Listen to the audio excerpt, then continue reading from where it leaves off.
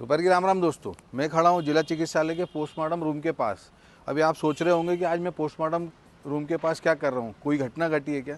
आज मैं इसलिए यहाँ खड़ा हूँ कि हमारी जो योजना है शहर की, ज़िले की जितनी भी योजना है उनका पोस्टमार्टम किया जाता है नेताओं द्वारा। अंधेरी नगरी चौपट राजा जैसे रहती है ना, उस प्रकार का हमारा शहर हो गया, पिछड़ते और पिछड़ते और पिछड़ते जा रहा है।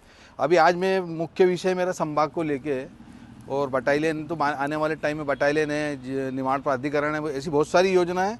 और कुछ योजना जा चुकी है दूसरे ज़िलों में। भौगोलिक क्षेत्र का बहाना दिया जा रहा कई जगहों पे कि नहीं, भौगोलिक क्षेत्र के हिसाब से खरगोन को दिया गया।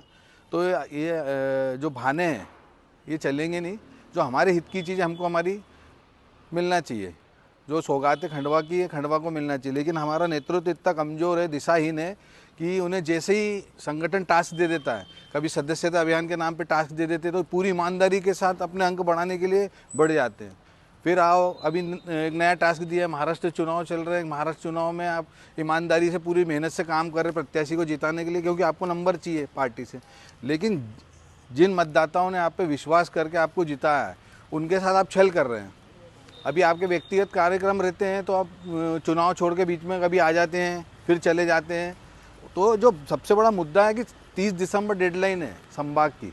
जो संभाग की स्तर की जो समिति ने जो पूरे प्रदेश में जहाँ जहाँ संभाग बनना है, ब्लॉक बनना है, नए ज़िले बनना है, जो भी योजना है उसकी डेडलाइन 30 दिसंबर तक की दी गई। लेकिन हमारे जनप्रतिनिधि क्या है, बस घूम रहे हैं, कोई चुनाव में लगा हुआ है, कोई नया उद्योग। अभी खरगोन में कल एक नया व्यापार शुरू हुआ खंडवा के व्यापारी द्वारा, तो वहाँ हमारे विधायक जी पहुँच जाएगी। लेकिन आपने कभी जनता के बीच में जाके उनकी परेशानी हल करने की सोची है कि आप संभाग स्तर के लिए क्या कार्य किए जा रहे हैं? कुछ भी नहीं किए जा रहे हैं। सिर्फ हमारा काम बनता मरने जाए जनता। तो कुल मिला के जनप्रतिनिधि सोए हुए हैं। अभी एक मैंने कल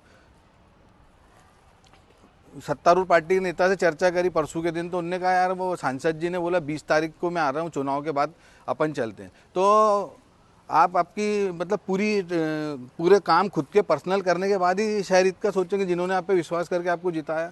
लेकिन होता क्या है कि हम लोग जो हैं, जो आम जनता है ना, वो मूर्ख है। ना कुछ बोलना चाहती है, ना सुनना चाहती है, ना देखना चाहती है। और जब कोई करने की कोशिश करता तो उसकी टांग कैसे खींचे। कई नेता के चम्मच आ जाते तुम्हारे पास, वो किसकी टांग खींचो, ये आगे नहीं बढ़ना चाहिए। तो कोई पर्सनली नहीं बढ़ता, शहर हित के लिए कोई काम कर रहा है, कोई भी संस्था हो, उनका बहुत बहुत धन्यवाद।